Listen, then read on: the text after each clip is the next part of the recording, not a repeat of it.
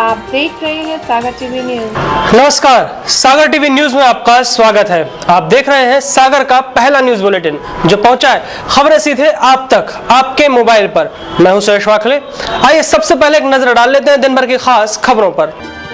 लोकसभा चुनाव में 12 राज्यों के लिए 121 सीटों पर हुई वोटिंग। लोगों में देखा गया खासा उत्साह। सागर लोकसभा क्षेत्र में 10 प्रत्याशी चुनाव मैदान में। कांग्रेस और बीजेपी में सीधा मुकाबला। नेताओं और प्रशासनिक अधिकारियों ने भी किया अपने मताधिकार का प्रयोग। शहर के पोलिंग बूथ पर नहीं था 7 नंबर फॉर्म। कई नौजवान नहीं कर सके वोटिंग। ओलावृष्टि का मुआवजा न मिलने के कारण रिछावर गांव में लोगों ने किया चुनाव का बहिष्कार।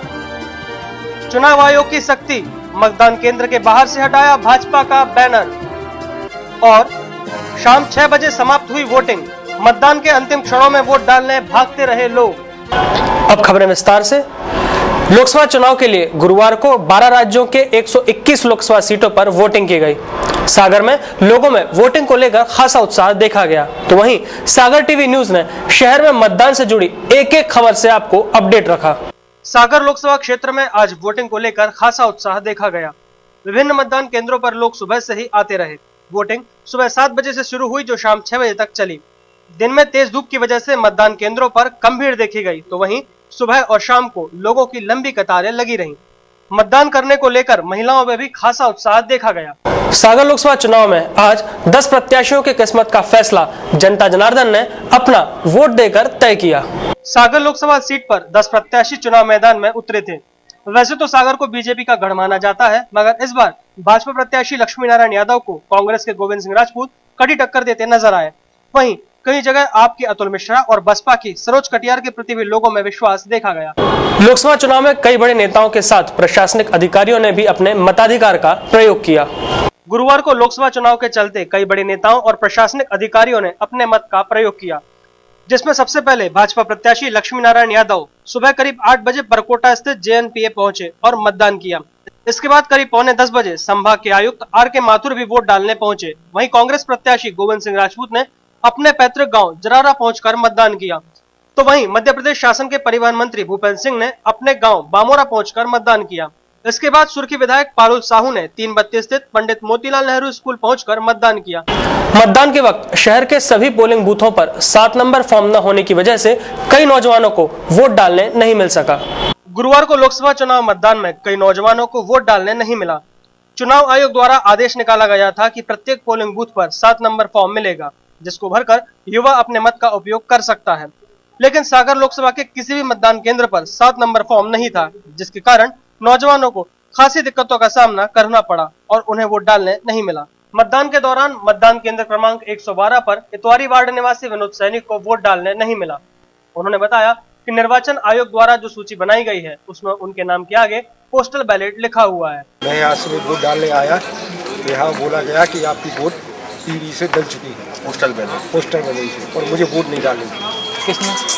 जो यहाँ निर्वाचन अधिकारी बैठे हैं उन लोगों ने मुझे वोट नहीं डालनी। सागर से करीब 15 किलोमीटर दूर रिछावर गांव में लोगों ने चुनाव का बहिष्कार किया। लोगों ने पटवारी पर जबरन वोट डलवाने का आरोप लगाया। चुनाव के महापर्व पर जहां मत डालने को लेकर लोगों में खासा उत्साह देखा गया, वहीं रिछावर गांव के लोगों ने वोट न डालकर चुनाव का बहिष्कार किया। लोगों का कहना है कि किसानों को अब तक मुआवजा नहीं बांटा गया है और गांव की तरफ कभी किसी नेता का ध्यान नहीं जाता। और जो मतदान नहीं होने का है तो वो एक किसान आदमी आज की तारीख में ये बोल रहा है कि भाई हमें मतदान नहीं करना। जब हम मतदान करते आए हैं और उसके बाद में भी हमें अगर कोई चीज नहीं प्राप्त हो रही तो इससे अच्छा है कि हम मतदान ना करें। ओलावृष्टि में बर्बाद हुई फसलों के मुआवजे का आवंटन न होने से किसानों में सरकार के प्रति गुस्सा है, जिसे उन्होंने वोट न देकर जताया।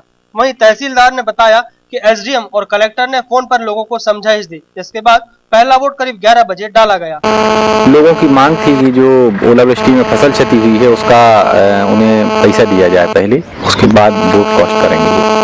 तो अभी चूंकि शासन से आवंटन प्राप्त नहीं हुआ है इसलिए उनको समझाइश दी गई। कलेक्टर महोदय ने भी फोन पर उनको समझाइश दी। उसके बाद उन लोग अपना हटा लिए हैं और यह कह के गए हैं कि जिसको डालना हो स्वेच्छा से अपना डाल सकते हैं, कोई दबाव नहीं है किसी पर।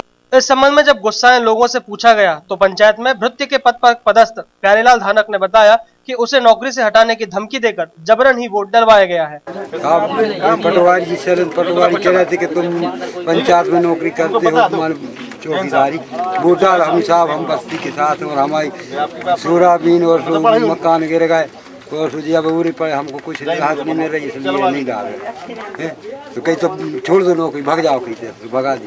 मतदान के दौरान girls degree college polling booth के बाहर किसी ने भारतीय जनता पार्टी का बैनर लगा दिया था, जिसे तुरंत ही चुनाव आयोग की टीम ने हटवा दिया।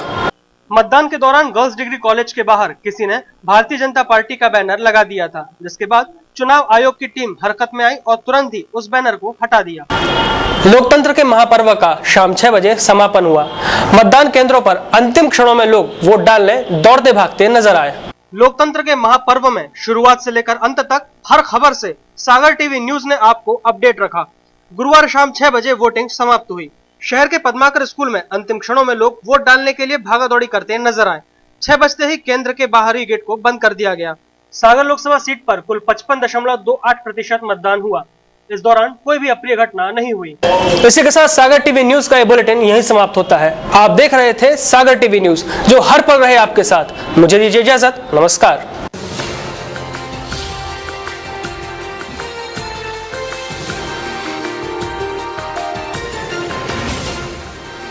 आप देख रहे हैं सागर टीवी न्यूज।